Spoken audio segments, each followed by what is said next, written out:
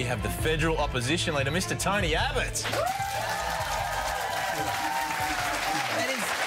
Tony, it's fantastic to have you here. We really are. We're very pleased you're here. So, you especially. I am, because you have started on the show many times. Nice to be here to be able to answer back for once. Well, mate, you've had a big day already, haven't you? It was started very early. Did it start? I know it might start at the gym, but then into a fish market. Yep, at 5 o'clock. I want to see you this is at a Melbourne fish market. I want to have a little bit of vision of you at the fish market. Got a question for you. Have a look at you with your suit all over this fish. Got a question for you. Is that the same suit? It's been cleaned up. No, it doesn't smell. Doesn't smell of fish. All good. You are Teflon. Tony, that's a sign of things to come. But first, Carrie, what's making headlines? Well, in the news today, Wednesday the 13th of July, and this will make you happy, Tony, a new poll shows that PM Julia Gillard is failing in her task to win Australians over to the carbon tax. According to the Galaxy poll, 68% of Australians say the tax will leave them worse off, and 63% believe Gillard should call an early election. So we are going to start with that price on carbon 1st of July next year. It's not the pathway I saw, but it's a pathway that's going to cut carbon pollution. She's not going to have an early election, is she, Tony? She doesn't want to have one. Yeah, but she should give people a say. Yeah, but the problem is you're too popular now. I'm working on that. No, you are. It could change. I've got an example of how popular... It must be starting to freak you out how popular you are. I'm not used to it, believe me. Well, I can't even say the word. But here's an example of it from a worker. I think of you every morning when I get up at 6 o'clock. I think, oh, Tony's riding a bike and I'm having a shower. How do you answer that? Look, thank God not many people think of me at 6 o'clock in the morning. Employees. They just got to learn to gossip more with the mums. That'll father give them scripts, is that what it is? Yeah. Yeah, but we're not good at small talk, so we just sit around all day and stare at each other. Did you ever be a stay-at-home dad? Look, Carrie, I tried it for 2 days after our middle daughter was born. I was at home with Lulu, and it was so tough, I had to ring up my parents to get them to come down and look after her. At least you're being honest about it. Yeah, it's true. I mean, it is a really tough job. Looking after kids is really tough, and, you know, dads who do it know how women have felt for generations. And the problem is when mums get home, they have two messes to clean up, the kids' mess and dad's mess. They've got an extra child to look after once dad gets home. I mean, it's just not right. Yeah, you've solved the problem, though, because you bring your children with you. Did your daughters come with you to the fish market this morning? They did. Yeah, and that also can get on. Well, let's have a look at some of the vision from the fish market. And one particular worker loves you. This is you. You've got dirty hands. Use that. Straight on there, it doesn't matter. Here we go. There you go. No worries. Thanks, fellas. Just chuck it on. No, done. This man's never going to wash his pants again. Yeah, but when my rather attractive 18-year-old daughter got her hands bloody, he then wanted her to wipe her hands on his pants. You said no. Look, you know, she's big enough to look after herself now. Anyway, well, the PM has been out. She's been selling the carbon price. One man has put everything on the line to save Australia from what he says is just a great big tax. Forget G.I. Joe, forget He-Man. Australia's action hero is... Captain Canberra! There's Cycling Tony, Surfing Tony, Off-Road Tony, Rolling Tony, Business Tony, Workman Tony, Football Tony, Uncle Tony, Angry Tony, Hungry Tony, Tired Tony, Clumsy Tony, and the ladies' favourite, Good Times Tony. And now Canberra's true renegade is fighting a battle so serious it could just cost him everything. I mean, I have dedicated my political life, whatever's left of it, to stopping this carbon tax. But his enemies have other ideas. Let's hope there's not much left of it. His political life, that is. Insolence. Don't you dare mock Tony. Tony mocks you.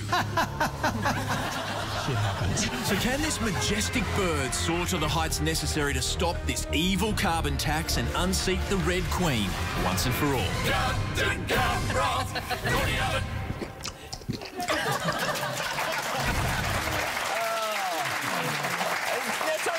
Let's get real.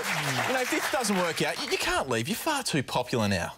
Well, as I said, things go up and they can come down, and so I don't count on anything, Andrew. I really don't. But do you keep an eye on the polls? Be honest with us. I know that's a bit of a party line. Do you watch them? Do you like seeing them when they're so high? Look, the truth is every politician is obsessive about the polls, but we don't like talking about them. And you have put your career on the line for this, you've said this, but if this carbon tax does get through, okay, you're going to have to give up your job to Joe Hockey. We have him on the show all the time. He's definitely gunning for your job. Look, Joe's doing a fantastic job, a really good job, and who knows what the future holds. We love Joe, mate, but he's not as funny as you. Really? Hey, he's very witty, but you're a natural. Oh, you know? come on. Do you know when you're at the You're fish... pulling my leg. You're not being honest, mate. I mean, you know... seriously am, though. Do you know when you're at the fish market and you're on the work sites, do you know that you're being funny? Do you think, oh, this will be good? That's the trouble. My humour is unintentional most of it. You are at the fish markets often. Are you getting free fish or something? Well, look, I had oysters for breakfast this morning. Now, Tony, two-thirds of economists, they're backing Julia Gillard. They're saying that there's some economic sense to this carbon tax. Do you have anything to say about that? Well, look, you know, I respect economists, but economists aren't infallible. You know, economists have said a lot of things over the years about the stimulus package and things like that. A lot of them got it wrong then. They make mistakes like the rest of us. Well, it looks like the public, the majority of the public are on your side with this one, and Julia Gillard is out there at the moment along with you, and I think she has to get out there because you get out there. You force her out there, basically. Yeah. And she even went to a steel mill yesterday. Did she? She did, yeah. How'd she look in her hard hat? Well, still needs to get a bit of dirt on her cheeks, I think. All right, now, but you know what? She's having a tough time. She's at a shopping centre today in Brisbane, and she got accosted. Hello. I said I'd just like to ask one. Sure.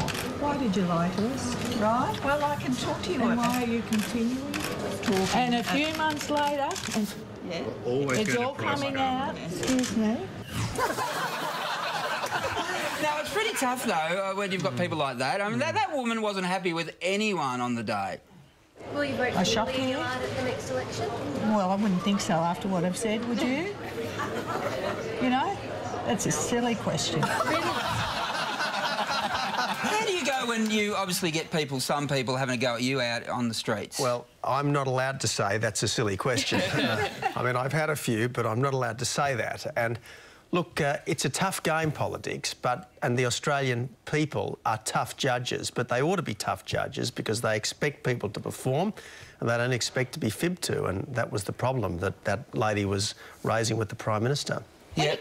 I was just going to say, when you get attacked, though, do your kids get upset? Like, do you worry how your kids feel when they read all the stuff about you? Well, look, you know, my kids have grown up with it, Carrie, and so they're used to it. I mean, I think it's actually harder for your spouse than it is for the kids because Margie grew up in a household that was mercifully politics-free.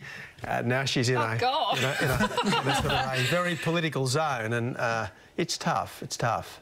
I tell you what, the working men love you at the moment, don't they? I mean, how have they connected with you? Because you're a Rhodes Scholar, you've got a law degree.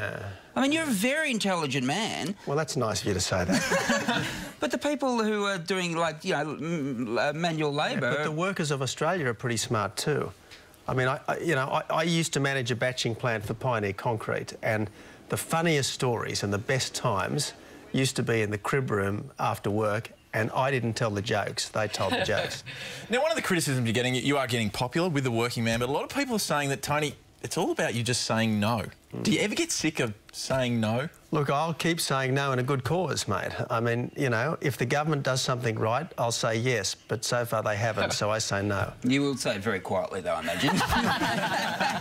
But you're in election mode, you are. You're definitely in election mode, aren't you? Yep, you are. The only problem is that there won't be an election at the end of this carbon tax campaign, and there should be. Well, that's fair enough. I mean, when John Howard did the GST, he made the announcement. There was about a month of argy-bargy, and then he went to an election. That is true. You're right there. Yeah, that was good. That was good. Oh, you guys have agreed on something. He did do that. But you know what? You're great at electioneering because you're just fantastic with metaphors. No matter where you are, you can turn the situation into your advantage. I've got a few examples here. Watch this. I'd better say that again in case they missed it. Don't believe Labor's spin. The carbon tax is going to shovel jobs offshore. I mean, you know, this is the whole point, Jeff, about a carbon tax. It'll bring down the shutters on the Australian steel. And of course, the thing is that the Prime Minister wants to take an additional pound of flesh out of the family budget. That's what she wants to do with a carbon tax. That's what she wants to do. Look at that knife. No one's going to disagree with you with a knife in your hand. You could do some damage with that. We're going to take a break. We'll be back.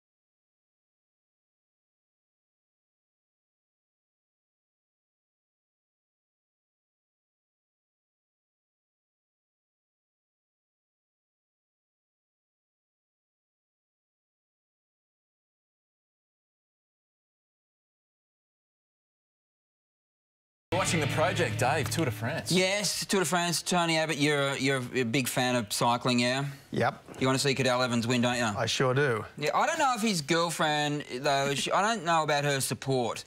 This is vision from overnight. And does she really love Cadel? Watch this. Into a good position. He's sweaty. Deal with it. How does your wife deal when you've come home sweaty from cycling? She says, stay away from me. Some more news now, and sea ice in the Arctic is melting at a record pace, and scientists say that we could see an ice-free Arctic in the summer months within 30 years. Global warming has been melting Arctic sea ice for the past 30 years at a rate of about 3% per decade on average. Maybe we need a carbon tax, Tony. Handwriting is disappearing from some US schools, with education policymakers believing it's a redundant practice now that computers are part of our daily lives. They believe handwriting should be phased out and students taught typing instead of cursive writing.